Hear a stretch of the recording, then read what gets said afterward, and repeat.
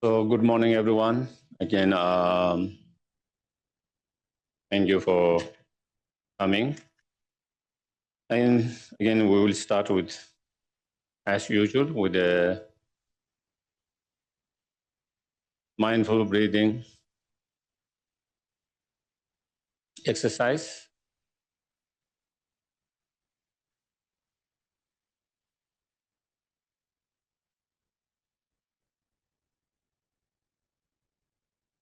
Try to make yourself relaxed, comfortable.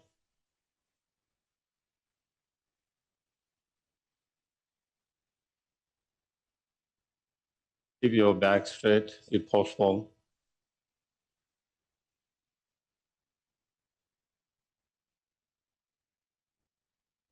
And keep your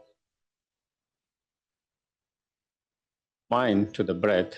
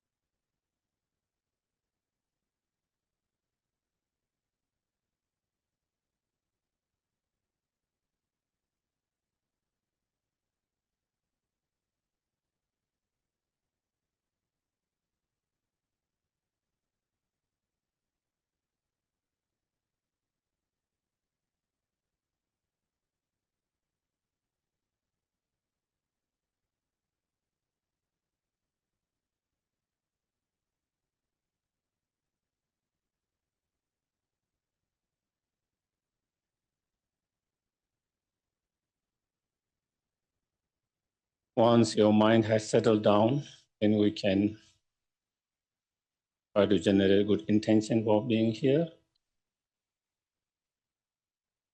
We can think the purpose of this human life is not only to sustain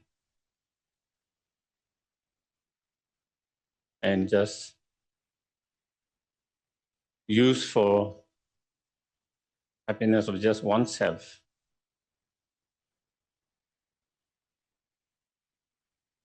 That is too limiting our own potential.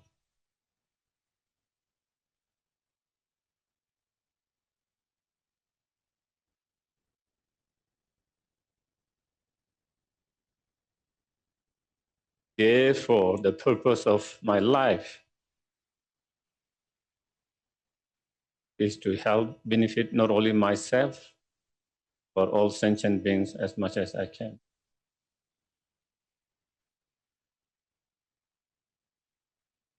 Directly, indirectly, through body, speech, and mind, in whatever way we can, whenever possible.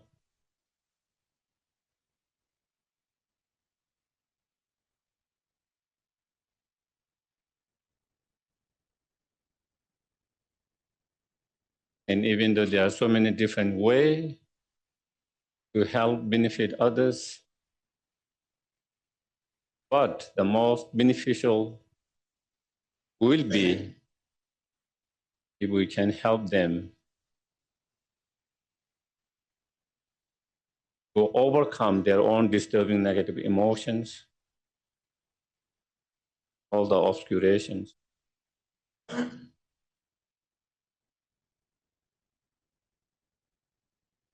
Which are the root of all the problem, suffering.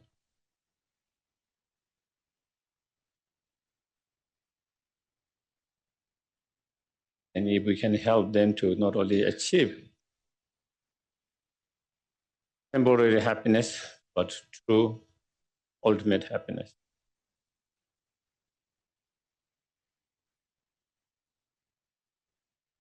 And to be able to help them to do that, I myself need to achieve the fully awakened state, the Buddhahood, as soon as possible.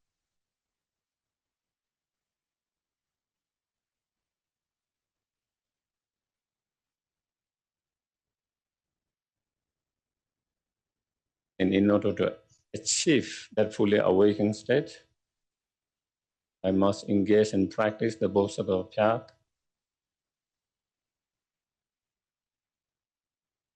And to practice them, you need to learn and you need to study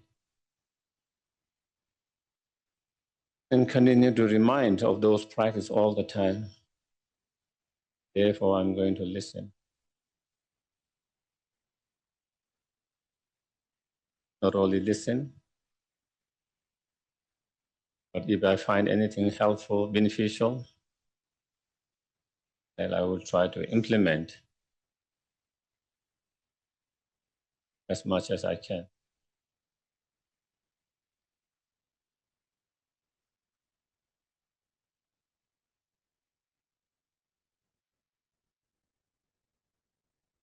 So then we do the refusion bodhicitta.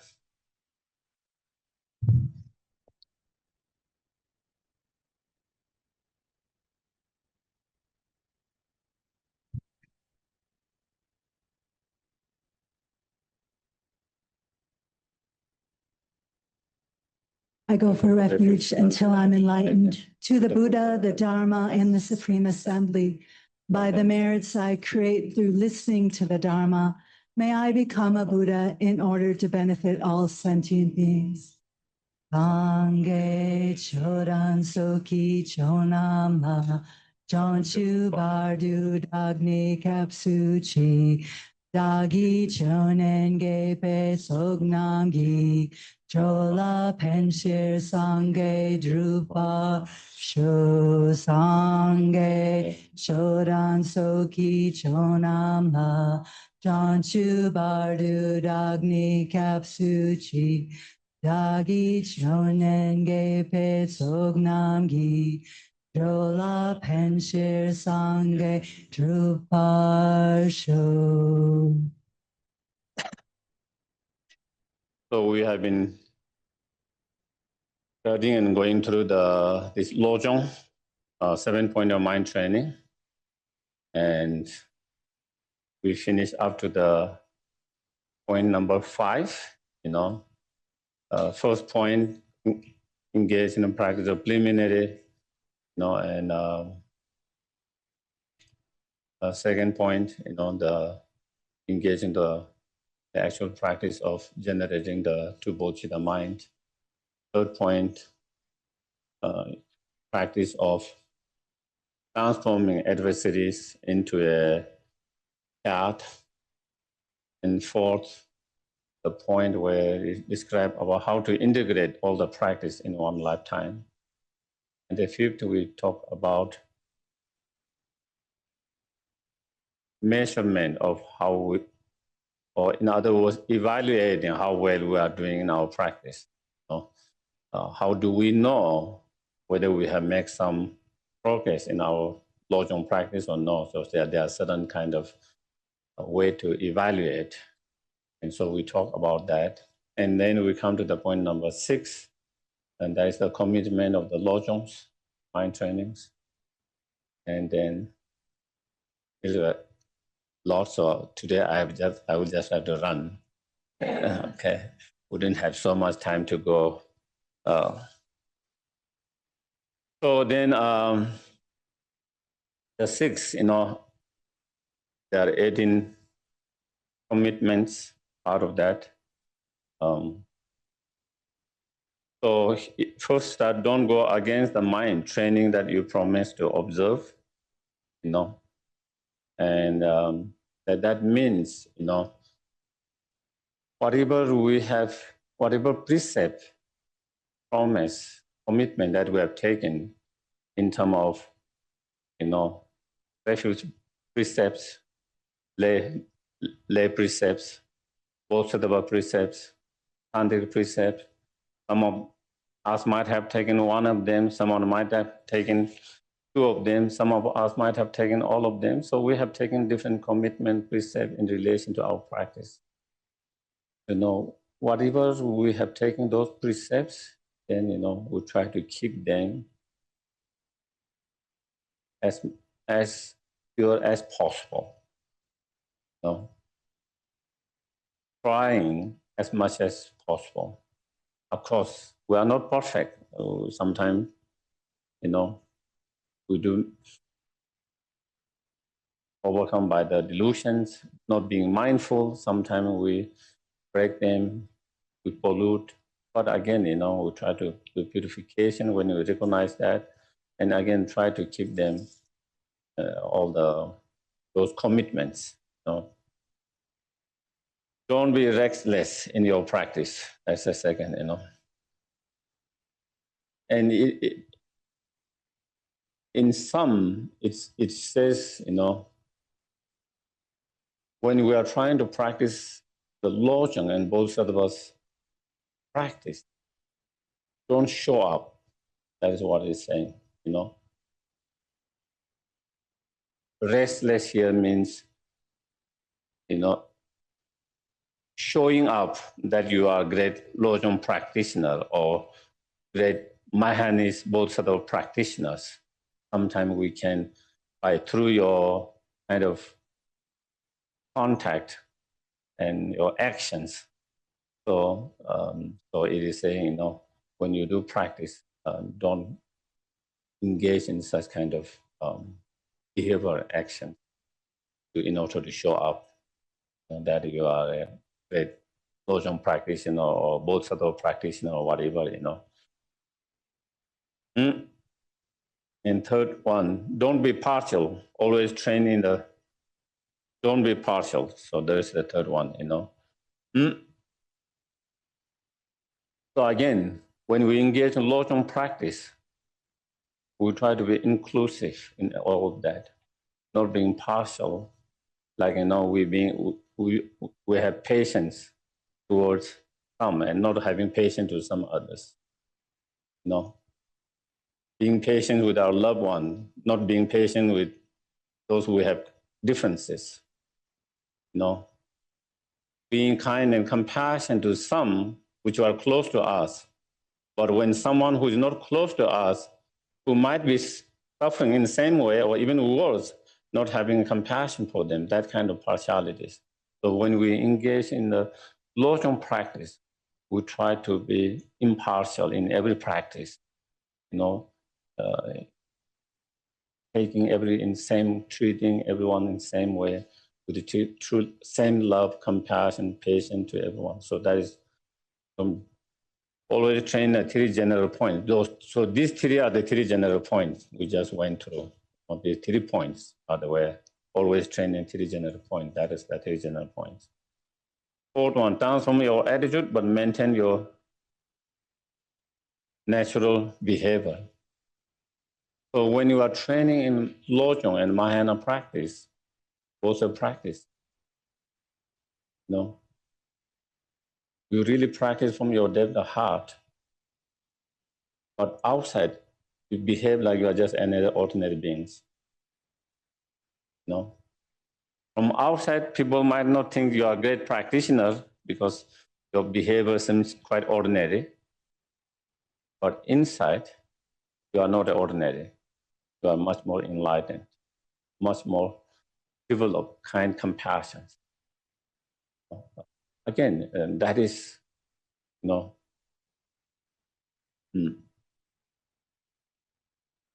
Whereas we, inside, are unenlightened. Outside, we try to show up. We are more enlightened than we are. Pretend we are more enlightened than we are in terms of our showing up in our actions. But if you look inside, there's so much garbage. And so much garbage, sometimes you are afraid to look inside yourself. You don't want to look yourself. But outside, we try to, present as you are much more enlightened. It should be the opposite when you are practicing Lojong. And if we take an example of some of the great practitioners, His Holiness Dalai Lama, most enlightened being in our times. But outside, he always say, I'm just a simple monk. And the way he shows, he doesn't show up that he's above us. He showed that he is one of us, you know. And so that is the sign of such a great practitioner. He don't show up. So that is what he has at Lojong. And don't speak of others' incomplete qualities. That means, you know, we don't try to point others' defect. Sometimes people might have physical defect, you know, and we don't try to point and show those defects, you know. Or sometimes not only physical defect, we might have, you know, mental defect in terms of practice. As a practitioner, maybe someone is not great. Maybe they make mistake in their practice. Maybe they might break. Maybe there's sometimes commitment or whatever that happens. We don't try to point those defects to them to kind of put them down or make them feel bad so that you feel yourself better. No? Sometimes we ordinary human beings is, in order to feel ourselves better, we put the other down. When we are able to put other down, then we feel like we are better compared to them.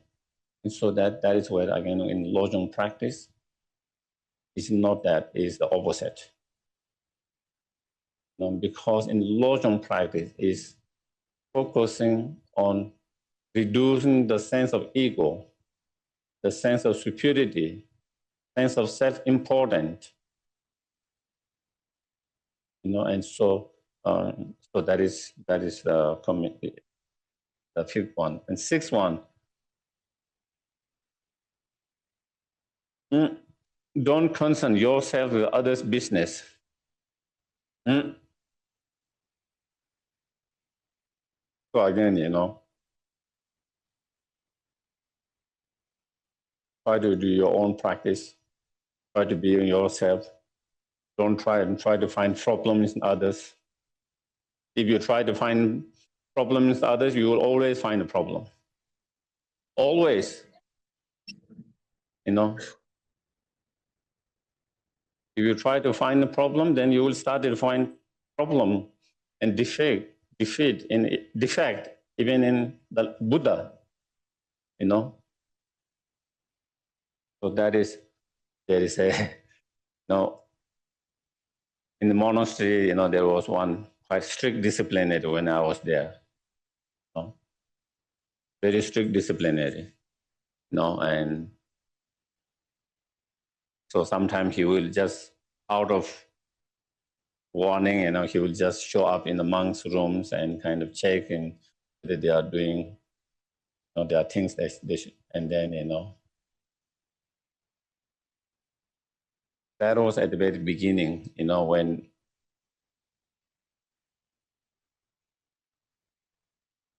they made rules, not only the monastery, you know, that's quite a while ago, the food had to be vegetarian, not only the monks, but individually the monks cannot have them meat, even at home, you know, from market and eat. That was at the very beginning. So still some monks, you know, I think because or whatever, you know, so they got some from market and then they had in their home, and then the discipline is so that, and then, you know, discipline, and then whatever disciplinary action that he had to take, he took it, you know. And then in that, you know,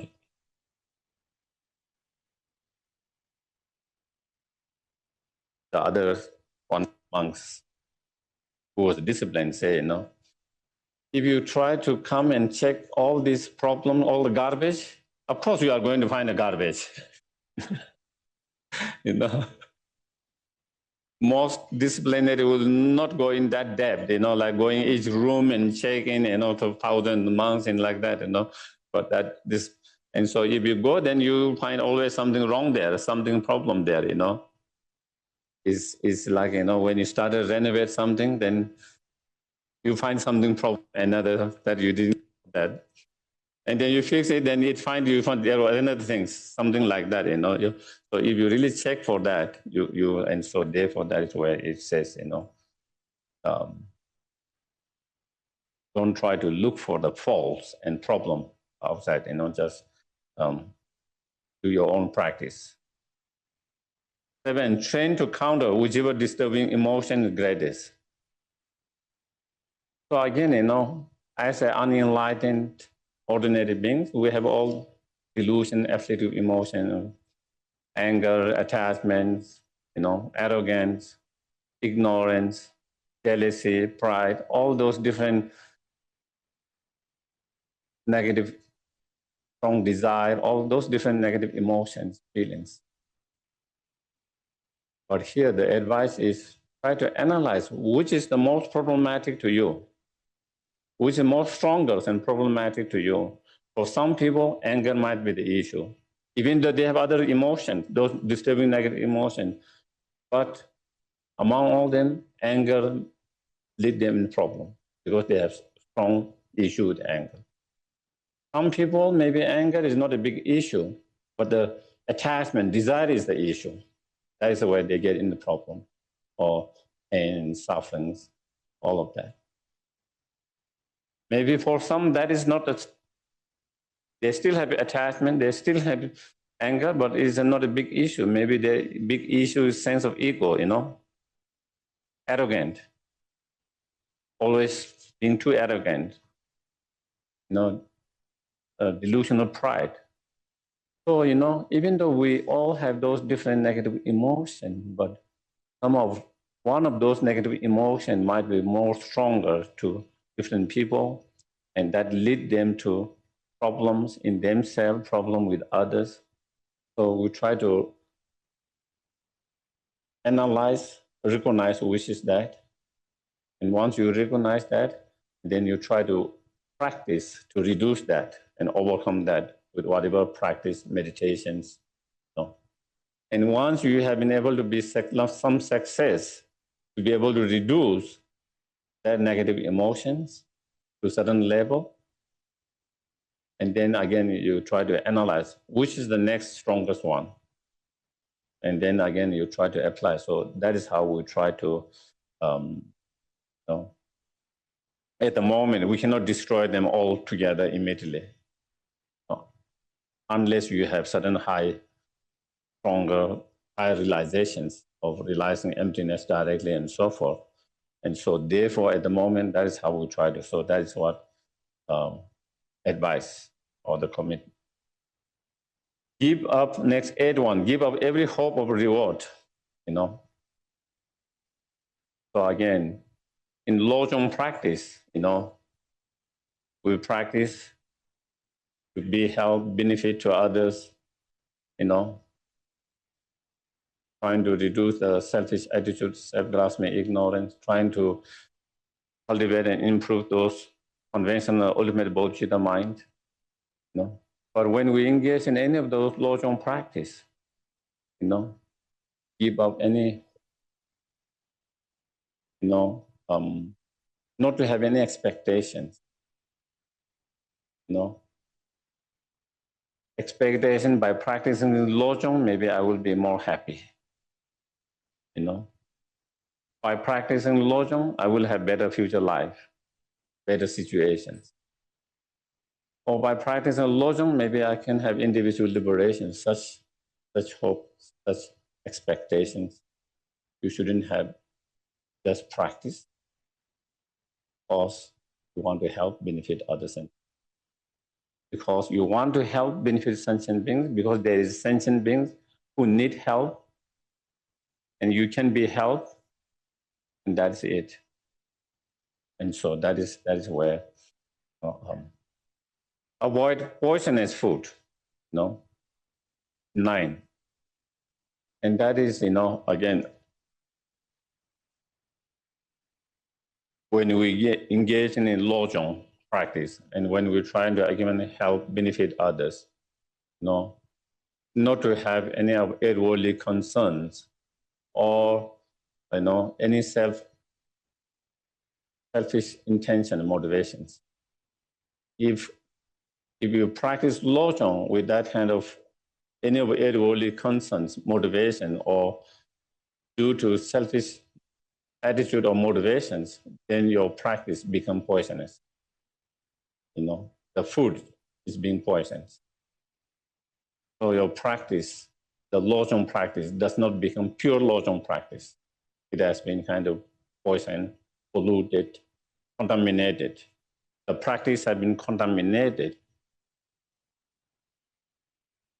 So therefore, when we engage in Lojong practice, try to analyze our intention, motivation, and if we recognize that one of those worldly concerned motivations, selfish attitude, we try to change it.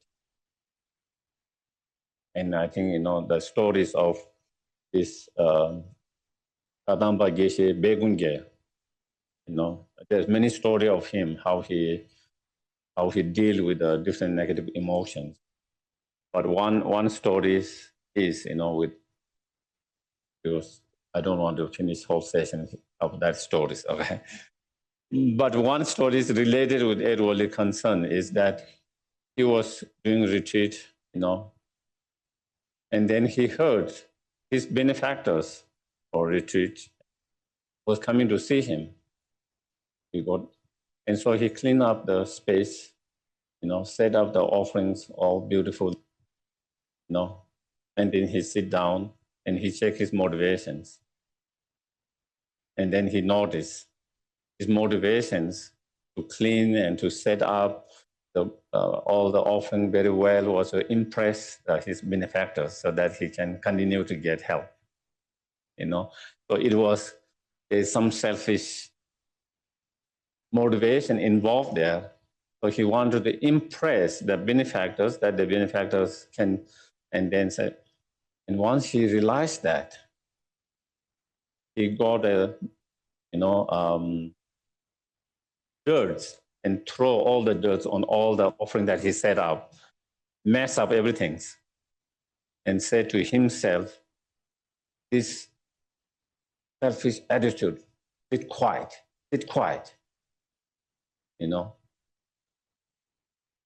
That is how, and then it is said in the other side, Padamba Singhi, another great master, with his psychic power, he saw that. And he said, Geshe Begunge made the best offering today by throwing the dirt to the 8 worldly concerns. And he said that is the best offering that he could make. And so that is where this is avoid the poisonous food is that. Don't maintain misplaced loyalty. So again, what it means is, normally we have someone who has loyalty, then they don't forget someone who has helped them, benefit them, supported them. They always keep in their heart, mind. They don't forget that. Here, misplaced loyalty is the opposite. When someone has hurt you, someone's harmed you, you never forget them. You hold them, the grudges, oh, he has hurt me at that time. Or he has hurt me, or she has hurt me, harmed me, said these things. So not forgetting, not letting it go, holding on that, So it means don't do that. You should let it go. If someone's hurt you, harm you, for whatever reasons, when you practice a Lojong, we learn to let go as soon as possible by applying whatever meditation practice. And by holding that kind of grudges, it doesn't help you, it doesn't help anyone. The more you hold, the more you suffer.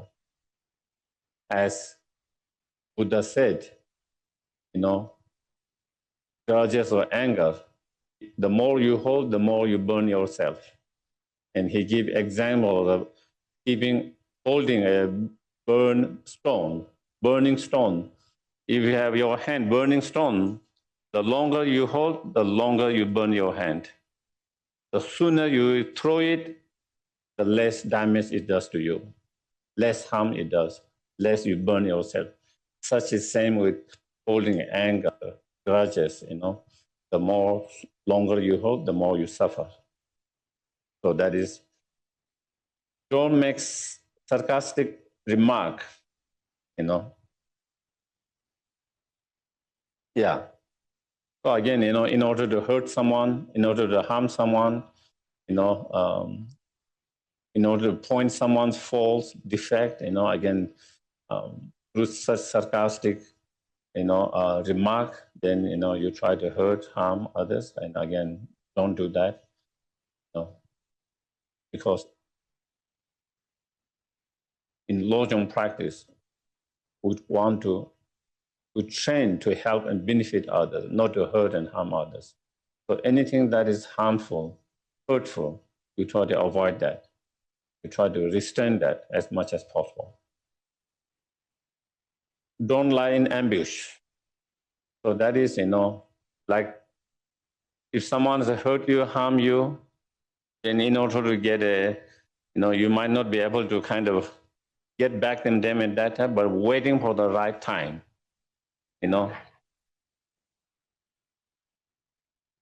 So you are waiting for the right time when that person is a little bit weak, vulnerable, that you are ready to attack, and then kind of revenge, more like taking a revenge for whatever hurt and harm they have to do.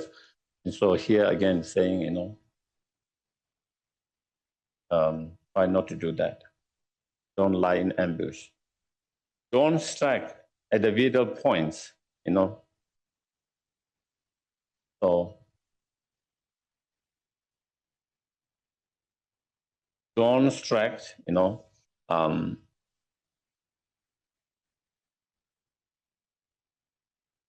that hurts and harm, very strongly. For example, maybe criticizing in front of everyone. That might be very embarrassing, humiliating. Even as a boss, if you have a staff who are not doing work well, if you have to explain, you try to explain quietly to them, discuss with them, but not pointing in front of everyone, where it's, becoming very humiliating, very embarrassing, very hurtful. That will be like the vital points, that you not only want to hurt, but you want to hurt very badly. That's way. So not to do that. Don't burden an ox with the load of zo. Zo is the animal between the yak and cow. So it's between, that is what zo in Tibetan means. It's a mix of yak and the cow. So zo are more stronger than the ox, the cows. And yak are more stronger than the zo in some of the, so they are more stronger, they can take more load generally. So what it means is, when someone points your faults or criticize, then, we blame for someone else, not taking the responsibility. And I did that, I have to do that because of him on this, because he didn't do that or he didn't do that. So blaming the others. So you put the load burden or your burden to someone else, Or when you are asked to do something, some challenging, difficult things, then with a cunning, in a cunning way, then again, you try to avoid that and give it to someone else to do that. When it's easy, then you take on yourself, But when you are asked to do something difficult, then, again, even sometimes it's your responsibility, then again, somehow you to find a way to escape that difficult and then give that to someone else. And so that is, taking the burden of yours and giving to someone else. of course, in training Lojong, Bodhisattva path, it should be the other way around. If someone criticizes someone, you take the blame on yourself. If something difficult, if you take on yourself. So anyway, so that is what. 15, don't abuse the practice.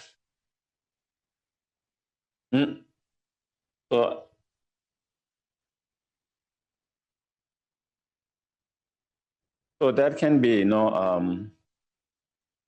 many different ways, like the Lojong practice is to destroy the selfish attitude and self-grasping ignorance, and to cultivate the two bodhicitta minds, the conventional and ultimate bodhicitta. That is the main kind of the heart of the Lojong practice. And when we misuse that, then we misuse to our own personal gains, which is very much rooted in selfish attitude. And so some of the examples they give, like for example, you do the practice of Lojong in order to, destroy, harmful, unseen forces, or, using it just for, ceremony, just for personal ceremony and so forth. In other words, having the insight, interior motive to benefit yourself, but even when you are trying to help others. Outside, you try to help others, but inside, there's a selfish intention, motivation. So in that cases, again, you abuse the practice, the Lojong. Don't sprint to win the race. When you engage in the practice, don't try to compete with your fellow Dhamma practitioners. When we practice, sometimes we race to outdo each other practitioners. Sometimes to gain more attention from your teachers. Compete in that. Sometimes in order to, look better within the community, within that you are better practitioner, you are more dedicated practitioner. With that kind of motive, then you try to kind of compete with others in your practice. And it goes against the Lojong, true spirit of the Lojong. You can compete with yourself, but not with others. 17, don't turn God into devil. And what it means is, the whole purpose of practicing the Dharma, especially the Lojong, is to reduce and overcome those disturbing negative emotions, and especially, the selfish attitude and self-grasping ignorance. That is the whole purpose of practicing Dharma, and especially Lojongs. But when our Dharma practice and Lojong practice increase one of those afflictive emotions, then that is when the God has turned into devil. Instead of reducing the afflictive emotions, it increased afflictive emotions. That means we are not doing correctly. As we practice more Dharma, as we practice more Lojong, and if our arrogance increase, I'm much better practitioner than them. I'm a spiritual, I'm a Dharma practitioner. That person is so unspiritual, so materialistic. The attitude is somehow feeling you are more superior than others based on that. Or I'm Mahayana practitioner. They are not Mahayana practitioners. So thereby, I'm more kind of sense of superiority.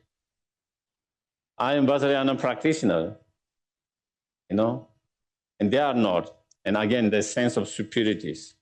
So when that kind of things happens, when you practice, that is what he is saying. Then that the very practice that should be reducing your afflictive emotions, instead it becomes to increase your afflictive emotions. So again, that is something we have to watch ourselves, and so make sure that it doesn't happen.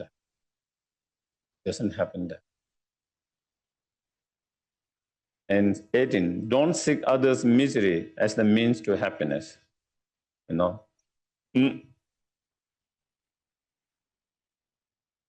So again, in order to have your own your happiness, to gain your personal happiness, to increase your personal happiness, putting others in the pain, suffering, don't care, they suffer or not, as long as I'm happy, things better for me, that kind of attitude. Or in order to be yourself happy, you are happy to see someone suffer. When your enemy is suffering, you feel happy about it. That is what is here. You seek happiness in someone's suffering. Enemy, even regardless whatever harm, hurt, whatever things they do, but if you enjoy and have the happiness by seeing the miserable and pain of anyone, of course, especially in your enemies, when you see them, that is what, what is, you are seeking your own happiness and the miseries of others. So here is saying we shouldn't do that. It is against the Lojong practice. It is against the Bodhisattva practice. It is against the true Mahayana practice.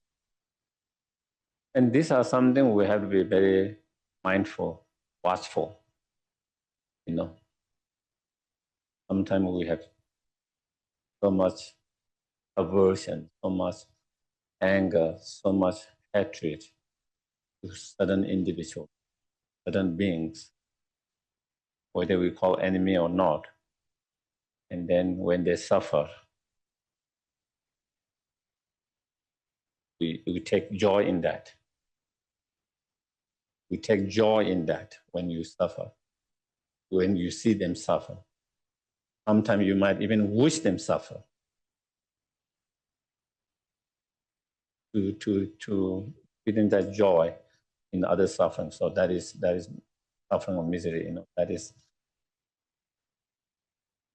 is possible to happen in this time when there is so much things going on,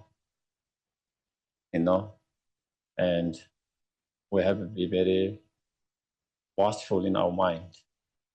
And the moment if we realize that, I'm having a joy to see the miserable and suffering of someone, then we should try to change it, transform it. Thinking, that is not the right way. Not the Mahayana way. It's not the Bodhisattva's way. Not the Lojong way. That no one should suffer. Even the worst person. Even the worst person in the world shouldn't suffer. And wish them happiness. Free them from suffering. Of course, we can wish them to be free from whatever is driving them crazy. The crazy act, the negative emotion that's driving them crazy. We want to see them free from all of that. We want to see them stop all these crazy actions, harmful, crazy actions, those attitudes, but we don't want them miserable, suffering, that we wish them happiness. So that is something we have to be more mindful and aware. So that is the 18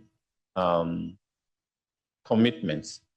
Then that's the point number 7. in the 7 point of mind training. The point number 7 is, that is the 6, is the precept, 22 precept of mind training. Every yoga should be performed as a one, you know. So again, throughout the day, every practice throughout the day, when we get up, when we eat, when we sleep, when we lay down, when we watch, when we exercise, whatever, or practice, whatever you do, you know, always all this throughout the day, whatever you do, they should be performed by one, by the motivation of the Bodhicitta mind to be help benefit to other sentient.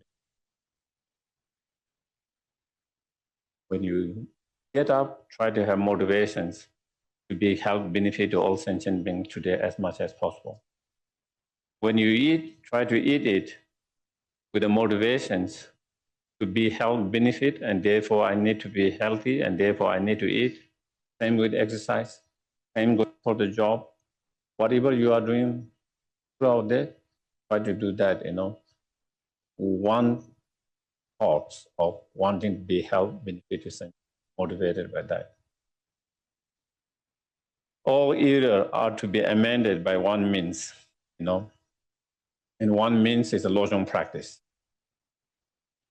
All error here means whatever happens, you know, in our life, you know, whether you are healthy, unhealthy, you know, in both ways you try to practice Lojong. You know, whether you are rich, poor, sometimes we gain, sometimes we lose. Either way, you try to practice in both ways. One means the Lojong practice. Sometimes people criticize you, sometimes people praise you. Whatever happens, try to practice in both Lojong. Sometimes people like you, love you, sometimes people doesn't like you, doesn't love you. Again, either way, you practice. Whatever happens, one means always apply the Lojong practice. Something bad happens, immediately apply the Lojong in that point, in that very spot. Something good happens, immediately apply the Lojong in that very spot. Something bad happens, recognize, you know, that I'm going through this difficult challenge time, you know, at the moment, physically, emotionally, financially, relationship, or within the community, within the country, whatever different things that are not so easy, difficult, you know, recognize that, understand that, and then understand there are so many other beings just like myself who are going through those much worse than myself. And with that understanding, try to feel compassion for them, try to feel their pain, sufferings, compassion, and then try to do the Tonglen, take all their pain and suffering on oneself. And whenever things improve, good things happen in our life, we have good health, we have good relationship, we have good Dharma community, we have a good access to Dharma, you know, and whatever good things, good weather, recognize, oh, you know, I'm enjoying a good weather. I'm living in a place where it's good weather. Not everyone has that experience now at the moment. You know, whatever good things happen, and then recognize that you are experiencing something positive, something good. Feel gratitude for that, appreciate that, recognize there are so many others who doesn't have same. Wish all of them to have that same situation like yourself, you know, and then you can do Tonglen, send all your virtues, all your positive karma, all the positive energy, so that they can have same like yourself, something good, something positive. So that is where. There are two activities. Third one, at the beginning and the end, no? So in the morning, when you get up, In the first things, you try to generate a good bodhicitta motivation for the day, for the life, and especially this year, this month, this week, especially for this 24 days, that I will try my best to be helpful, beneficial to others, directly, indirectly, whatever way I can. Some I might be able to help directly in actions. Some I might not be able to help directly, but I can help through my prayers, my meditations, practices. In whatever way we can, I will try to be help, benefit. I will not try to hurt and harm intentionally, knowingly. Try to develop a strong motivation, bodhicitta motivation to begin with. Throughout the day, try to be mindful and try to keep that motivation alive throughout the day, remembering that throughout the day with that mindfulness, and then trying to act according to that motivation. And at the end, before we go to sleep, we try to revisit the day. Has my day been helpful, beneficial? Has it gone as I set up motivation this morning or not? If you find the day has gone past well as you have set up motivation, you rejoice it. You rejoice that, and then try to make even strong determination to work even more harder in the future. If we see that it didn't go well, then maybe we have engaged in some unwholesome actions, we have hurt someone, harmed someone, then try to do the purifications, and then dedications at the end. Dedicating for the well-being of all sentient beings, dedicating for the enlightenment, So at the very beginning, bodhicitta motivation, at the end, with the dedication for enlightenment and for well-being of all sentient beings. Whichever occurs, be patient with both, Again, we can be patient when everything goes well. Everyone's nice, we can be patient. Everyone likes you, we can be patient. Everything goes the way you want, we can be patient. But when people doesn't like you, then it's hard to be patient. When people doesn't love you, it is hard to be patient. When things doesn't go away that you want, then it's hard to be patient. But here in Lojong practice, here is whatever happens, be patient with both. Not only when good things happen, even when bad things happen, that is where you have to put even more stronger practice to be patient. Because when things are good, patient, you don't have to put much effort, it just comes. Maybe you don't have to really practice because there's no impatience strongly in that point. So that is what it is here. Both joy or suffering, at good time, bad times, whatever happens, try to be patient all the time. God bought at the cost of your life. And so that is, the general, the two, both means the general,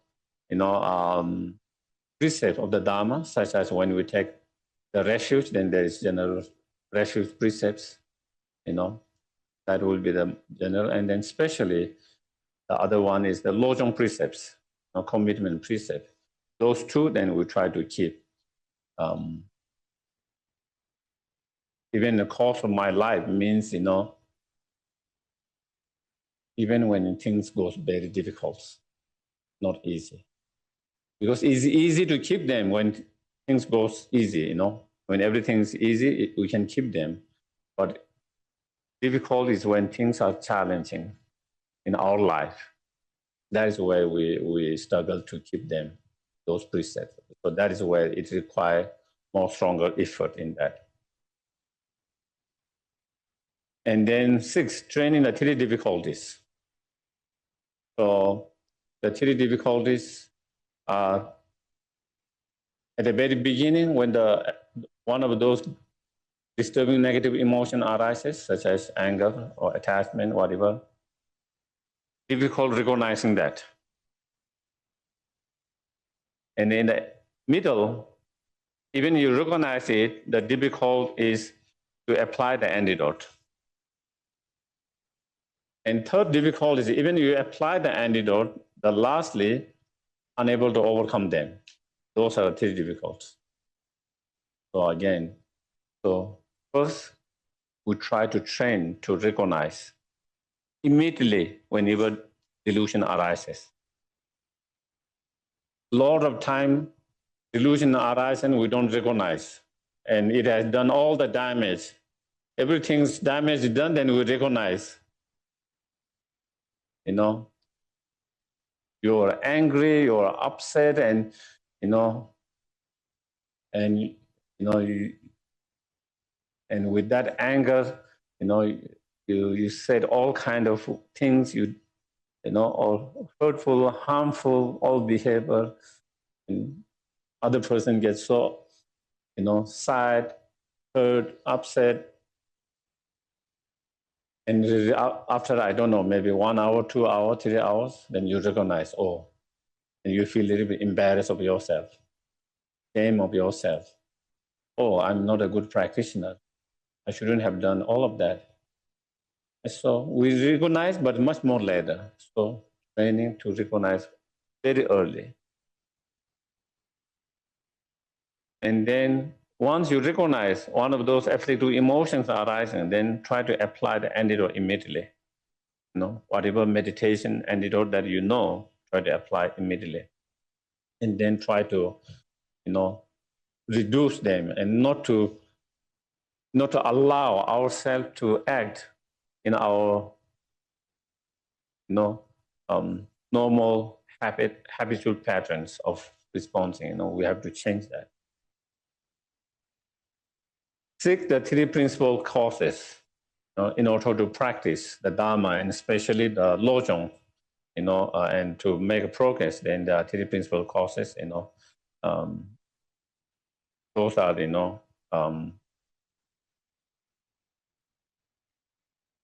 having the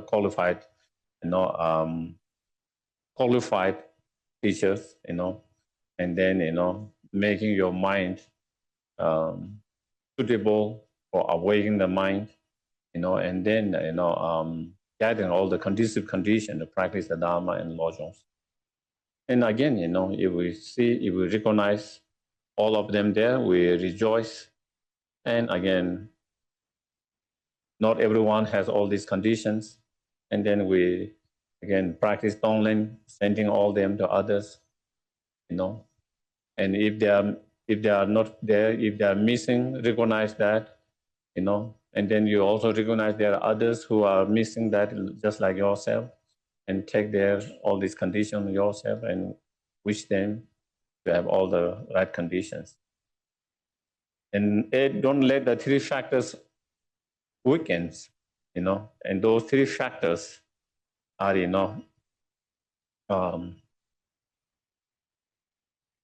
gratitude towards the one's teachers, the joyfulness in engaging in practice Lojongs, and then, restrictive contact based on the refuge and both Bodhisattvas contact refuge. So here, it is saying, don't let those 3 factors weakening, but you have to make those 3 factors even more stronger and stronger in terms of gratitude to the teacher, in terms of joyfulness, enthusiasm in the practice of Lojong, and in terms of your behavior, actions that is more peaceful and subdued based on the Lojong practice. 9, never be parted from the 3 poisons. 3 possessions, sorry. So is using, your body, speech, and mind, to clear your body, speech, and mind, always in the virtues, but never been separated from that. In terms of your body, whenever you get opportunity to create merit, in terms of whatever practice, prostration, making offerings, homage, in terms of speech, reciting the mantras, prayers, practices, and mentally, meditating, contemplating all the time. So those are the three virtues that you try to keep all the time and not be separated from them or parted from them. And train constantly without partiality, Yeah, so I think that is when you practice the Lojong, the object of Lojongs, of course they are, in our life, there are some who are close to us, there are some who are distant, there are some who are more neutral in our life, Again, when we practice Lojong, we try to practice the same way to all of them, how trying to generate the same level of love, compassion, bodhicitta mind tools, all of them, same way. 11, value in compassion and far-reaching practices. And when we engage in such practices, then we try to encompass in every aspect of our life. So the Lojong practice shouldn't be just on the cushion and just here. It's not like we try to be a good practitioner in the Gompa, and once we go out of the Gompa, so that will be not far-reaching and not encompassing, but something encompassing, what you learn, what you practice on the cushion, you bring that in your every aspect of your life, and so that is what it is. So train constantly to deal with difficult situations. So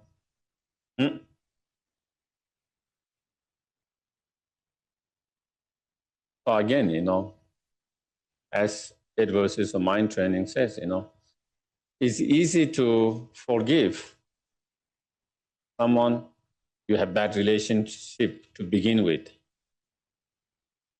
But someone you have helped so much, benefited so much, sacrificed yourself so much, and when they turn against you and hurt you and harm you, then it's much more difficult to forgive. So that will be very difficult objects or situation to forgive and to have compassion for such beings. But even that, then here is saying when you practice Lojong, you should forgive them, you should feel compassion, even more compassion to them, because they are creating more negative, stronger negative karma, such behavior and actions. So that is, try to practice that, especially, focusing on that. Because it is easy to practice patience, loving kindness, compassion, those loved ones. And then it's not extremely difficult to practice patience and compassion to neutral person, but it's extremely difficult to feel compassion, practice compassion, patience, forgiveness towards your enemy.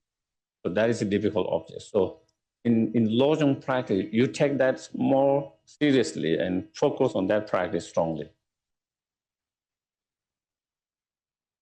So that's what I say with the difficult situations, beings. 13, don't rely on other conditions. No. So again, in order to practice Dharma, in order to practice Lojong, you shouldn't rely on the external conditions. Regardless of what condition, you should always practice Dharma and the Lojongs. It's not like when you are conditions are better, you started to practice. When conditions are difficult, then you stop practicing. That means you are rely on the condition, external conditions. So, but when you engage in practice of Dharma and Lojong, you don't try not rely on those external conditions. Whatever condition it is, you try to practice, continue to practice, not give up practice because the condition changes. In our cases, sometimes we might not practice when conditions are good. We get distracted and we don't practice because we get distracted because external conditions are good. So sometimes we feel we don't need those practice. Sometimes we don't practice. And sometimes when things are difficult, then again, again, we don't practice, we give up. It's too challenging, too difficult. So then whatever happens, it shouldn't discourage you or become an obstacle to practice the Dharma, and especially the Lojongs. Without depending on those conditions, one should engage in the principle right now. Yeah. So of course, there are so many practices. And so here is saying, focus on the principles. And so in that principle, in some, it says, if you have to choose between this and futures, you focus on the futures. If you have to focus between, even in this life,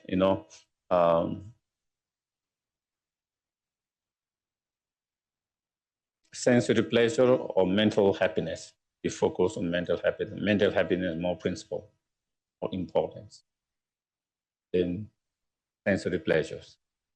Within the mental happiness, between this and next is more important, next is longer. Within the next, we achieve liberation or fully enlightened, or just higher rebirth or liberation. The liberation should be the more principle, more important.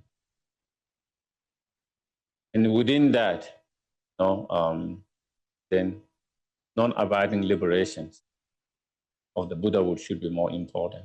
Within one and others should be more important. So those are the principal importance.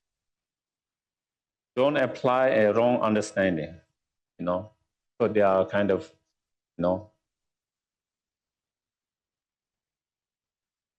wrong understanding, wrong patience. They says, we don't have patience to practice the Dharma, but we have patience to engage into non-Dharma activities. Other words, we are willing to go to hardship to gain fame, wealth, reputation, all. We don't mind. We are willing, not mind, you are willing to go to all the hardship. But when you come to the Dharma practice, we are not willing to go to the hardship. Even little hardship, you say, oh, it's too difficult. That is one of the wrong understanding. The other wrong one is not experience the taste of the Dharma, but experience the taste of the worldly. So again, instead of tasting experience the taste of the Dharma, the true inner peace and happiness. Instead of tasting that, we rely on external, food and all other things to experience, enjoy the taste, external. Other one is having a pity. Maybe pity is not the right word. Maybe having a pity for the Dharma, true Dharma practitioner, but not having for those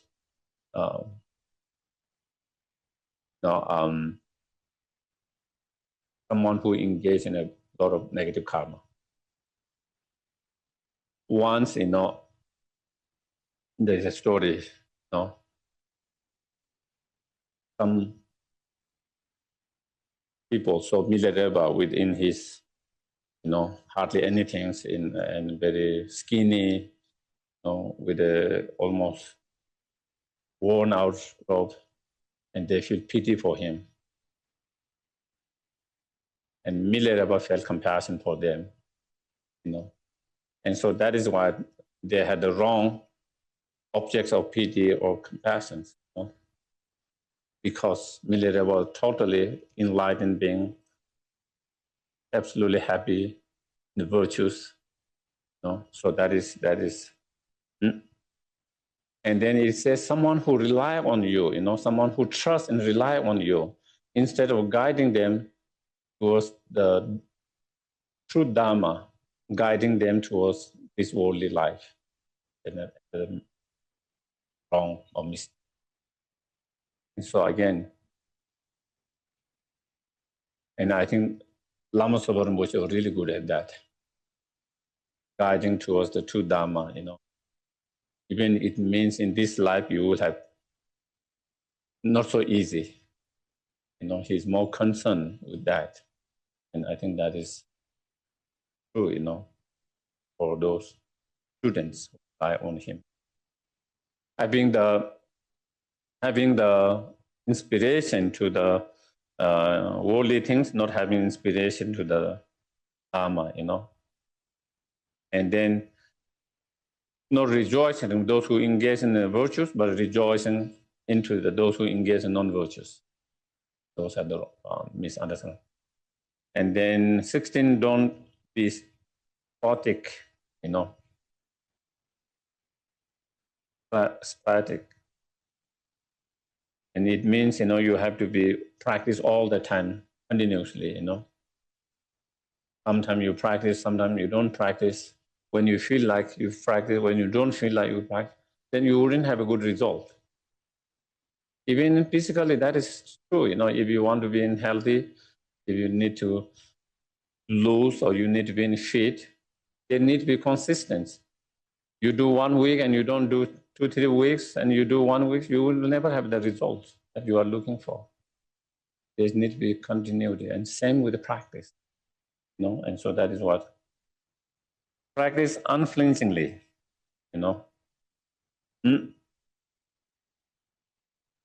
So try to practice. When you practice with wholesome enthusiasm, with a great joy, instead of feeling like it's a burden. And that is one thing. Whatever practice we practice, we have to learn to make it enjoyable. And when we practice, there's joyfulness, enthusiasm, instead of feeling it more like a burden that I have to do it. Release investigation and analysis. So again, we try to practice, try to analyze and investigate time to time in our mind. Am I being too selfish, or am I being kind, compassionate? Am I being too impatient, or am I being patient? Am I being too arrogant, or am I being humble? So those we try to analyze time to time. And then when we analyze, we are being, too boastful, too arrogant, too selfish, and all that, and we try to apply the antidote and try to reduce, try to change that. Don't be boastful, So when you are trying to help someone, benefit someone, don't try to be boastful with that. When you try to help benefit, you try to help from the heart. Help your heart because you want to help. Because they need help, and you can be helpful and you want to help. Instead of, saying, oh, I did you this, I did you this, I did you this, that's kind of boastful, Sometimes, how dare you don't acknowledge, and you don't treat me well. Do you remember I've done this to you? At that time, I gave you this and this,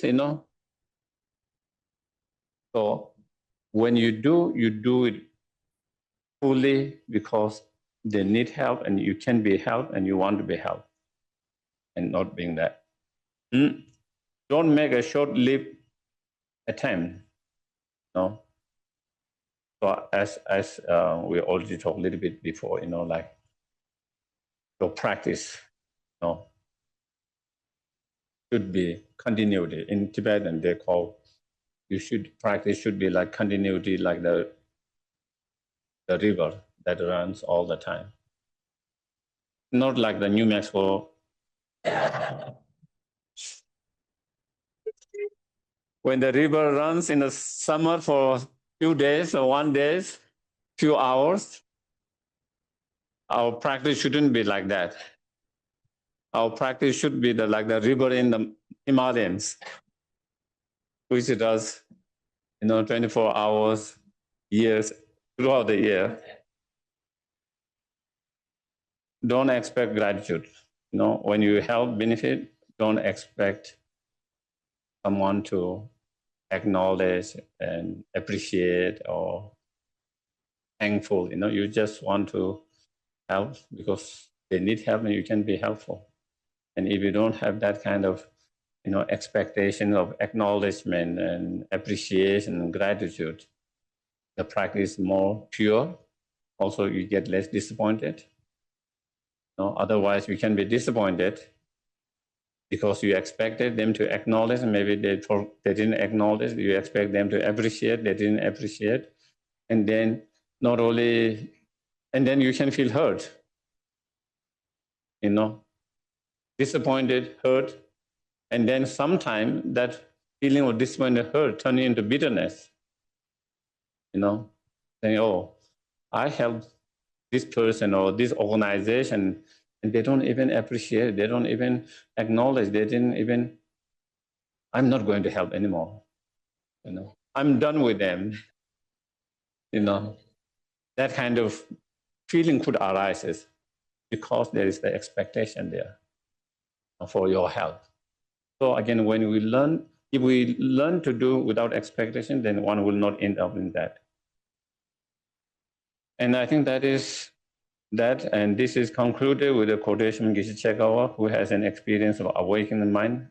My manifold aspiration has given rise to humiliating criticism and suffering, but having received this instruction for taming the misconception of self, even if I have to die, I have no regret.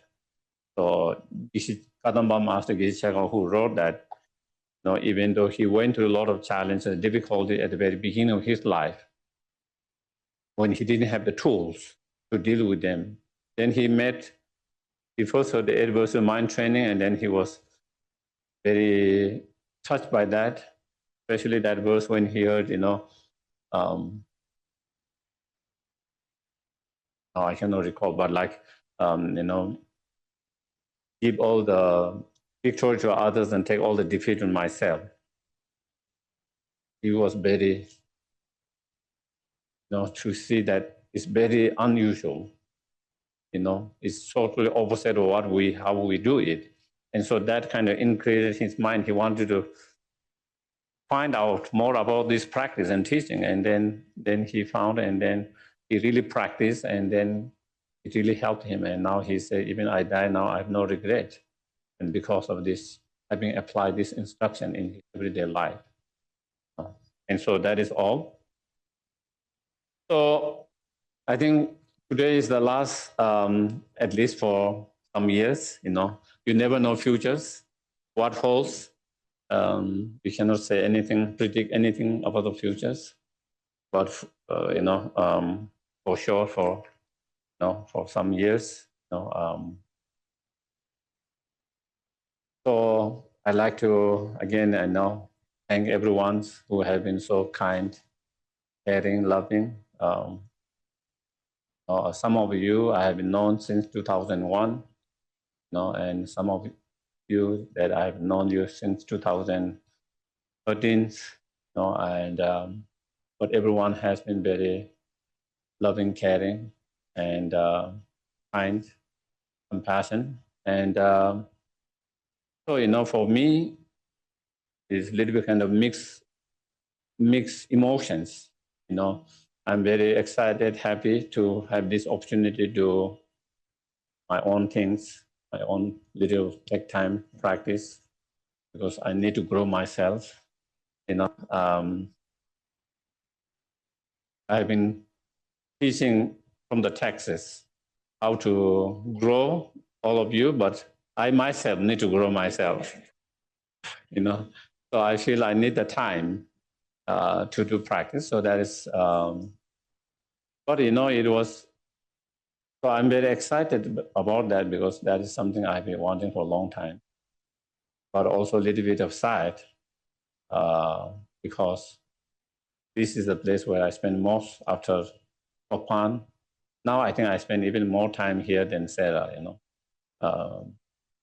and so I've known you and all, and especially, there are some students who have been extremely dedicated, So I feel a little bit kind of bad. But again, that is part of the life. It's a learning for me, it's learning for you, impermanent changes. And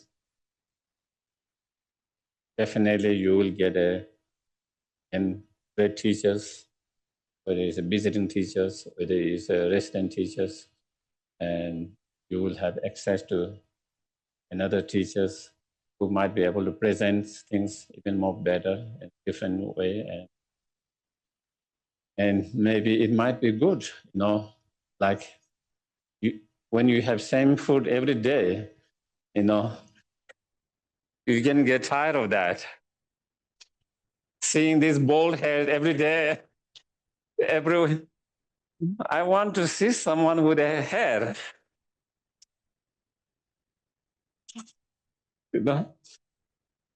Every time I see this too much shining, it hurts my eyes. So maybe sometimes it can be a good change and give more enthusiasm and more. I really hope, instead of kind of instead of becoming less, instead it kind of bring more enthusiasm, more joy, something new, something to look. And and as I have always been saying, it's not about who teach, whoever is teaching, we are teaching from the Buddha's scriptures, we are just a messenger of the Buddha. We are not making up our own theories and belief and that we are coming, we are just kind of sharing what Buddha has taught and what earlier great masters have experienced and what they have taught. So whoever teachers come, they are going to also teach that one. Of course, there might be different personality, there might be different way of presenting. That is the only thing, different presentations, slightly different presentations, slightly different personality, but the message is whole message of what we are studying, learning is the same, the practice is the same. So I really hope and encourage all to continue to support whoever comes, whoever teaches, continue to support with same kind of love, compassion, kindness, generosity, and make them comfortable so that they don't want to leave. Okay. It's not I'm leaving because you made me uncomfortable. Okay. If you remember, I think I shared a story, like 3, 4, 5 years ago. Actually, Rinpoche wrote me an email saying maybe I should go to California, because they were looking for teachers and they were having a difficulty. They had one teacher ready to come, but visa problems, and then I wrote letter back to Rinpoche through his attendant secretary, Venerable Roger, explaining the situation of the group here in Taos, and the potentials and present situations,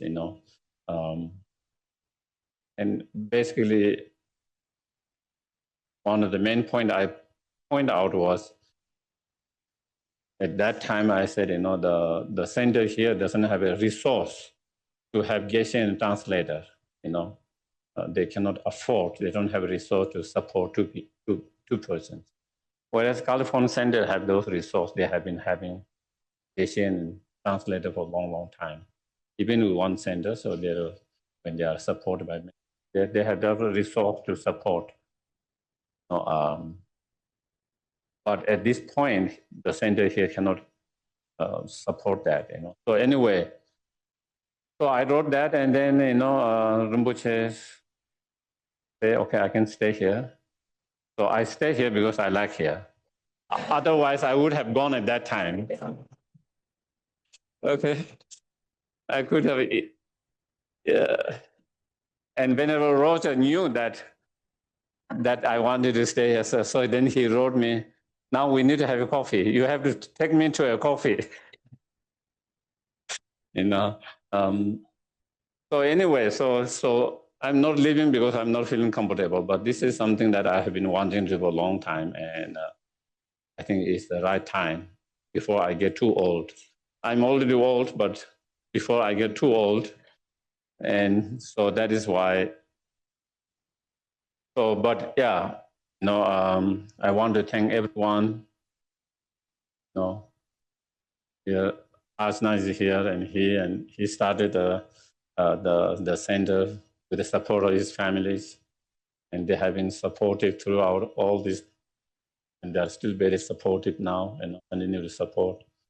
And then throughout that, so many different directors have come, so many board members who have given so much time, resource, their expertise, and all of that. So many volunteers. Without the volunteers, the center cannot run.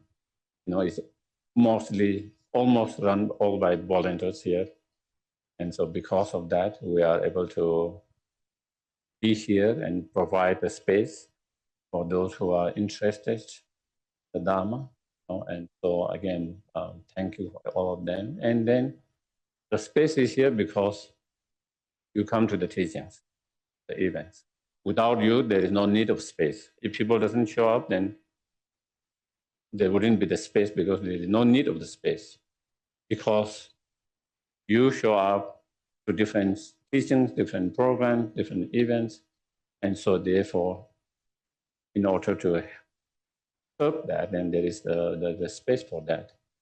So then again, everyone who have helped in different ways, with their skills, their time, their different resources, all of that. And definitely, I would like to thank very, very much for Don Hendrik.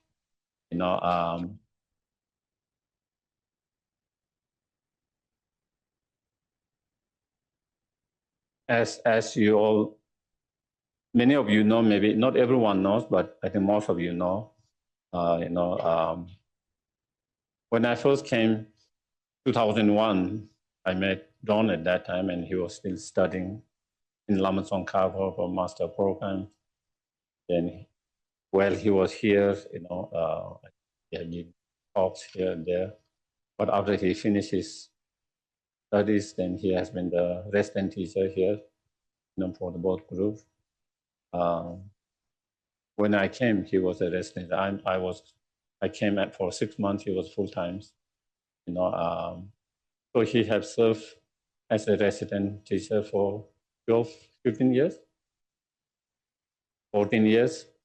And then even after he resigned as a resident teacher, he has continued to help whenever the center needed help. Sometimes we don't.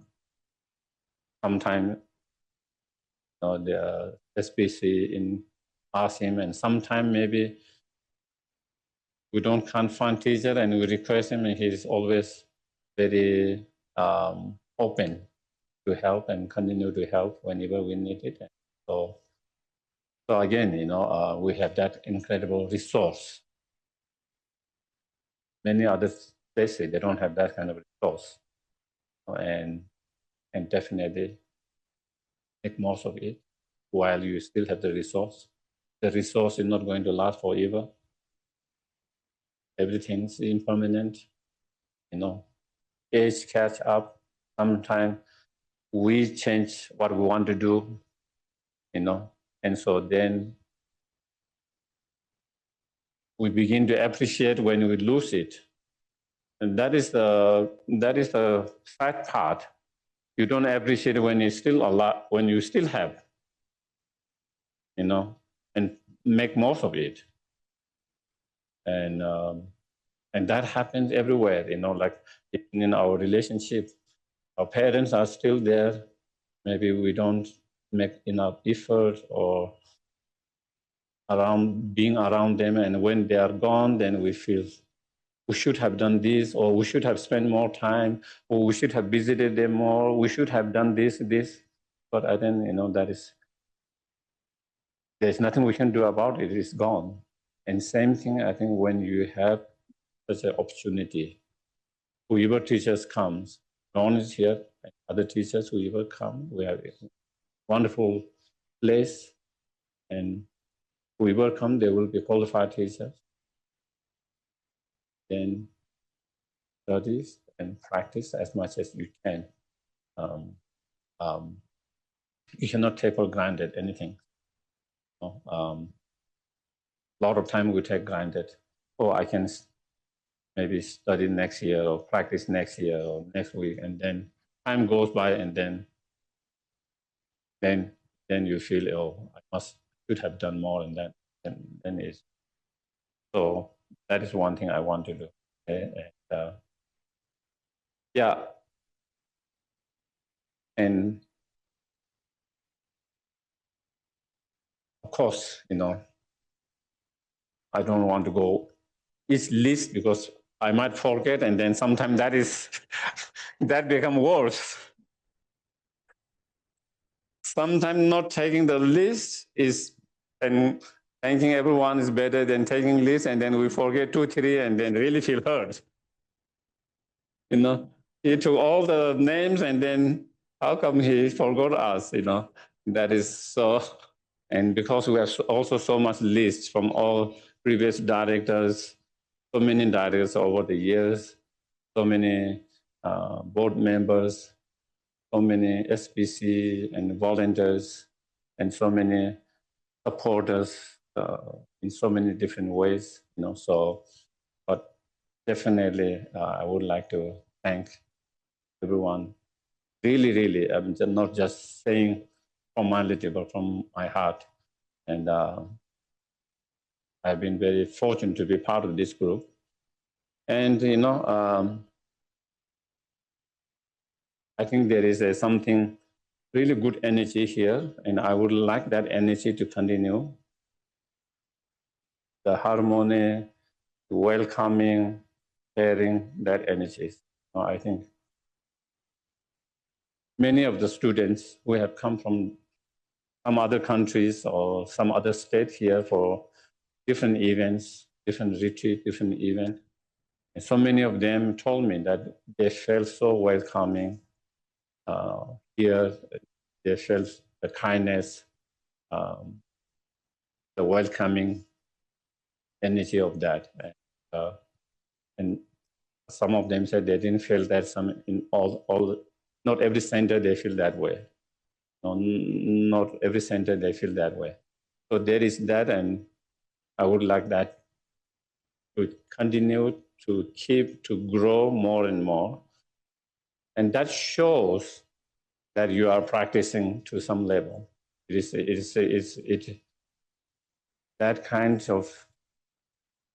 shows that you are not just studying, but actually you are trying to apply and practice, in your mind, and that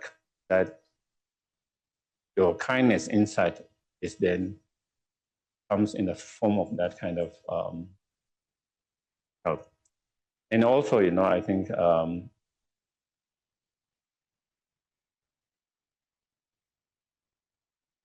I wanted to have Dharma Care Group, which we started a long time ago, and it hasn't really involved as we wanted.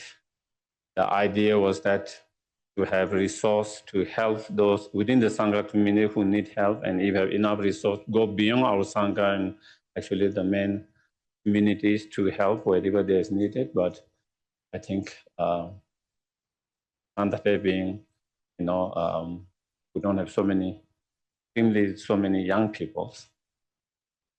And so it's sometimes a little bit hard, because when you're a certain age, then you get tired easily, and you cannot kind of visit you cannot be able to support and go everywhere where someone needed. But I do hope that, and it is still there, but I think, it hasn't really, it has been very helpful for many of our some Sangha members when they need help and continue to be helped. I hope that, that it can not only practice, but also it can do some other reach out communities in some within our community and outside our community. Hopefully that is hope that can happen. So that is all. Thank you very much. Thank you, thank you, thank you. Thank you. And dedications? Geshe, we would love to offer Thanksgiving mandala to you on behalf of everything. So welcoming the Thanksgiving mandala team. Thank you so much for offering on our behalf.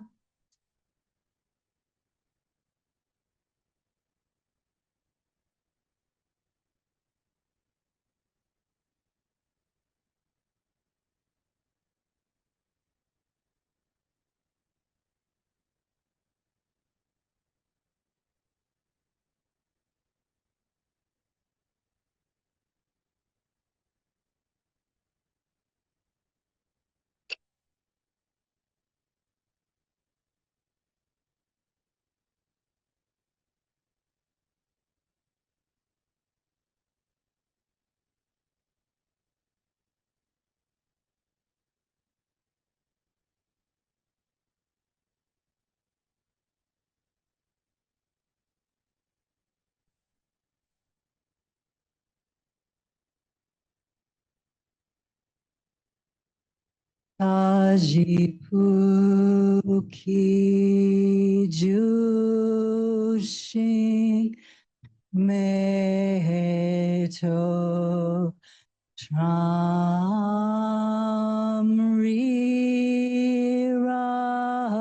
Rabling Ji Ni De Genpad Sangye Jingdu Mi Te Hu Wai Rokun Nam Da Jing La Chopar Sho. May my Venerable Lama's life be firm. His white divine actions spread in the 10 directions. May the torch of the teachings of Lojong always remain, dispelling the darkness of all beings in the 3 realms. Idam Guru Ratnam Mandalakam Niryatayami.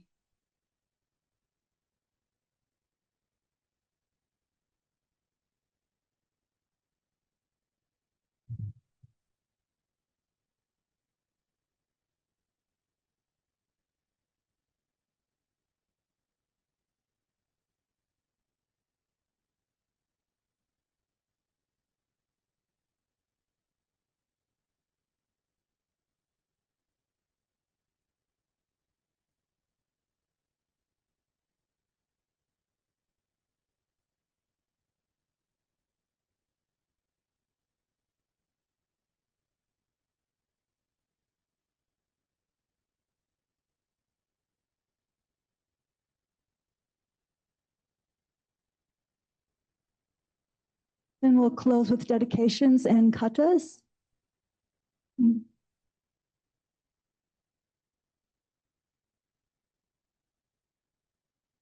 From Master Shantideva.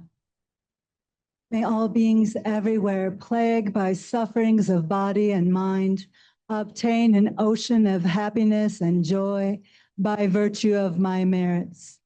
May no living creature suffer, commit evil, or ever fall ill. May no one be afraid or belittled with the mind weighed down by depression.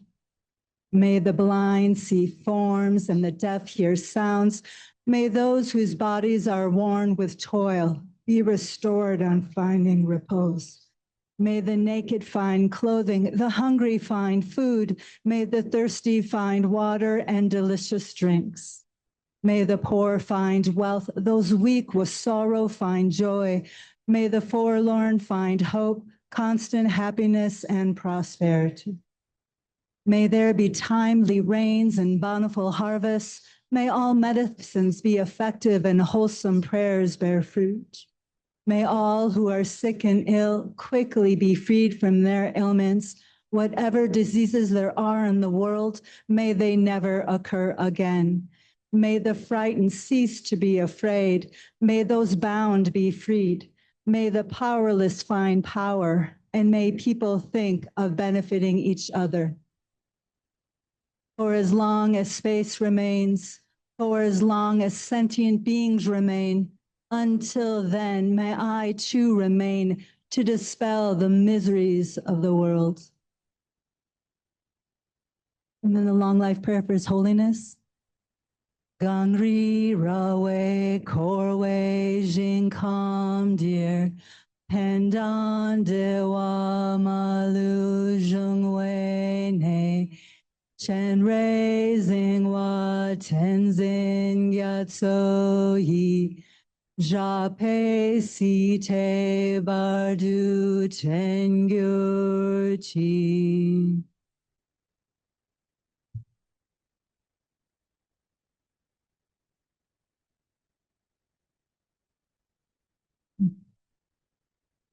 Shayla's pulling it up. Okay. Thank you so much, Shayla.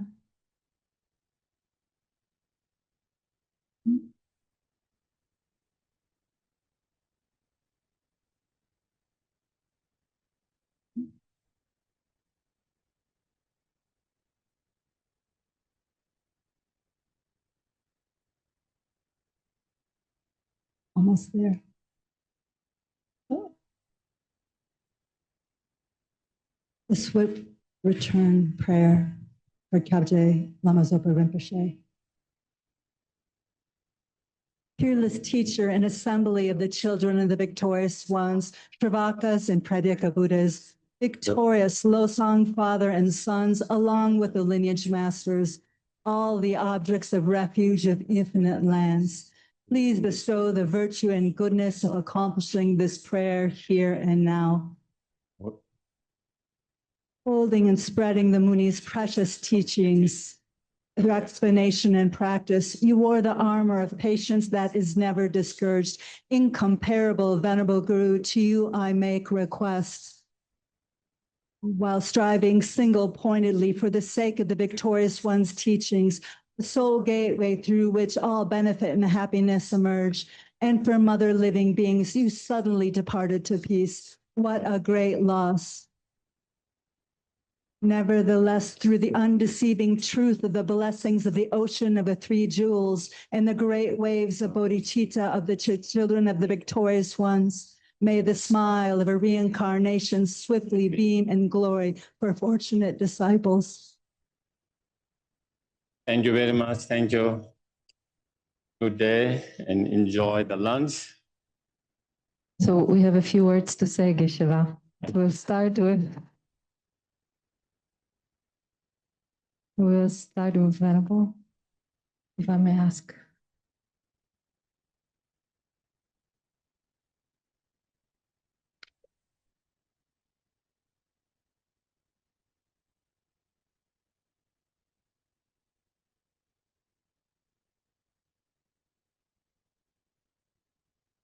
Good morning.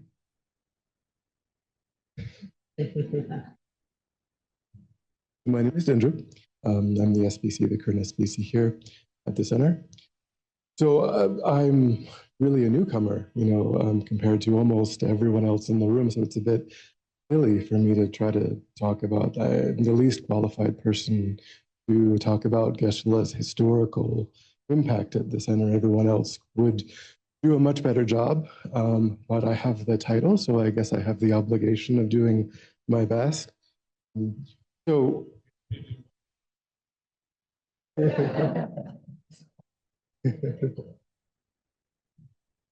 so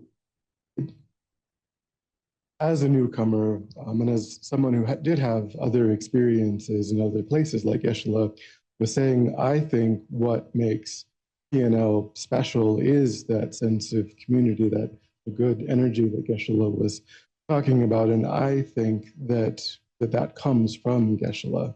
I think that Geshe-la is the one that set that tone at the center, and that our sense of community, our sense of cohesion and shared purpose, really flows from Geshe-la. I think Geshe-la's greatest gift to the center is not only to show us the teachings, but to show us how to be in the world. And I know that I've made decisions, out of my own desire to try to live up to try to create the causes and the conditions to, in a future life, be the kind of role model that Geshe-la is for all of us. And I know that I think we've all had that experience. We've all felt that calling, that commitment that comes from Geshe-la.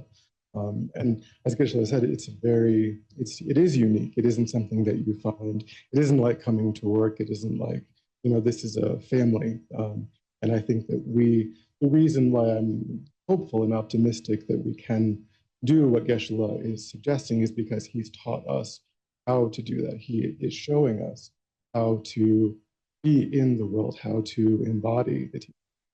So it is only a retreat. It is only a 4-year retreat. Geshe-la isn't going anywhere, and so I won't say goodbye. Just see you later at the end of your retreat, and also thank you for retreating for all of us, doing retreat on our behalf for our benefit. That is why you are doing it for all of us.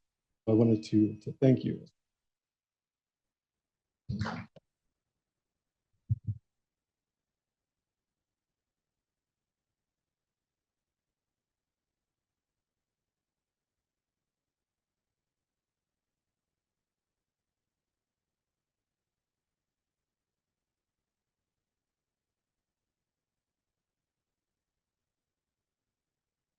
Thank you so much. Thank you, Venerable. And I wanted to ask Matt Bunkowski, the chair of our board, to say a few words. It's great to have you here, Matt.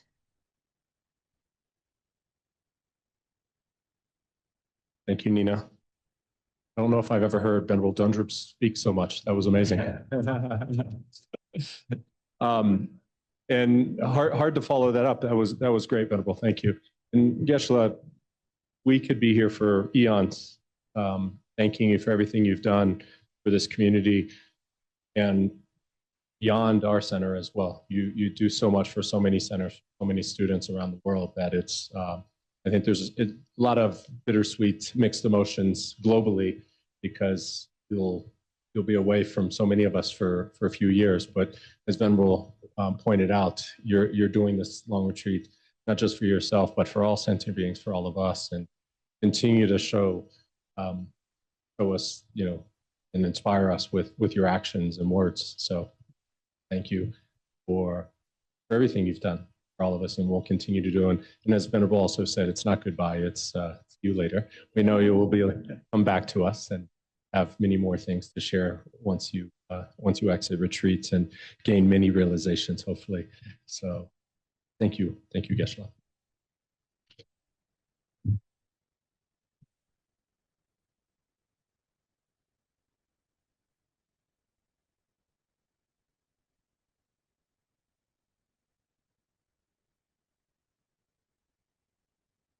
I just wanted to remind everybody about the teachings on rejoicing, because Geshe-la is going to be doing the work, and we will be laying on beaches and going on hikes, going to restaurants, having food, and being happy that Geshe is doing that retreat for us, and all of us will gain the merit from that retreat.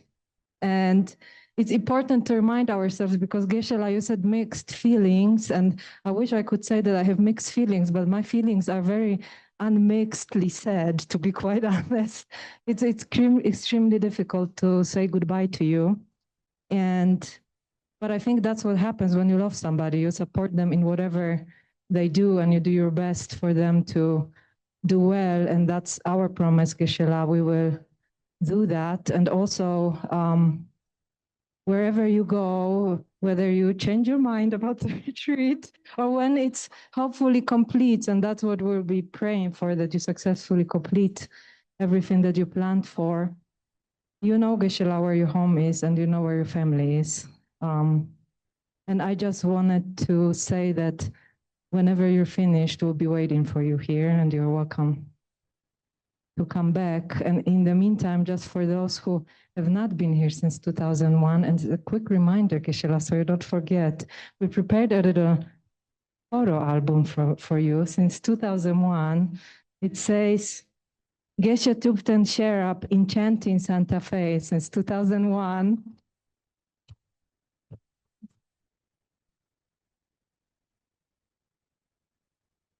And if I may, Geshe, may I ask you to sit down on that chair for a moment, because we wanted to show what's in the album. We actually have an electronic version of it. It does contain quite some letters also from students. Those we will not see, they're personal, but the pictures will be there, and we can all take a look, hopefully, if it all works out technologically, because I had discussions with Sheila this morning whether it's going to happen or not. Geshe, this is yours.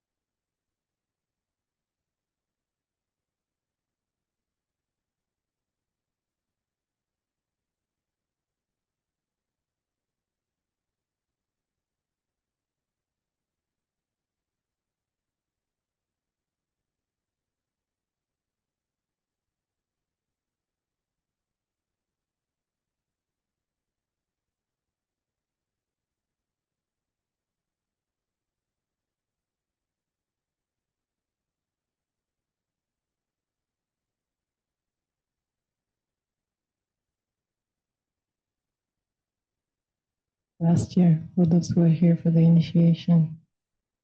And this is Geshe-la's brother giving a talk here in the center with Geshe-la.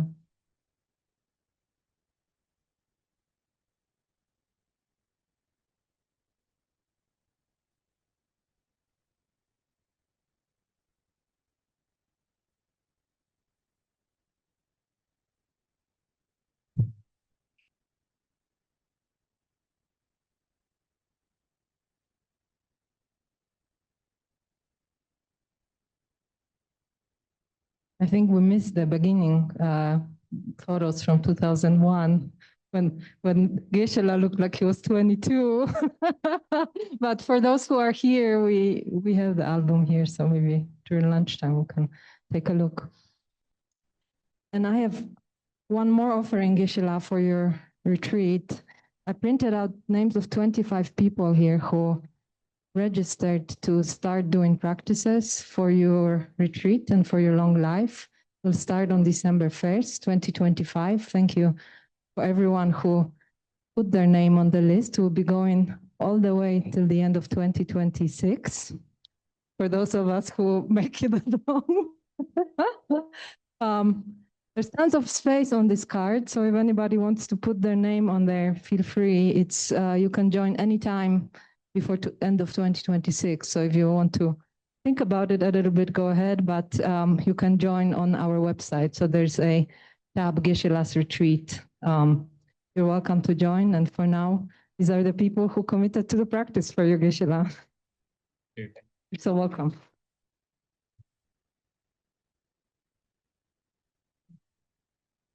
So Geshe-la, we wish you lots of health, long life, lots of success in everything you do, because whatever you do is for the benefit of everybody. Thank you also from my side, and please be back quickly. Thank you. Anybody who would like to offer a kata to Geshe-la, feel free. And also for our online community, we will make sure to walk up to Geshe-la with your katas as well. So if you would like to prepare yourself, that's going to happen in a couple of minutes here. Thank you.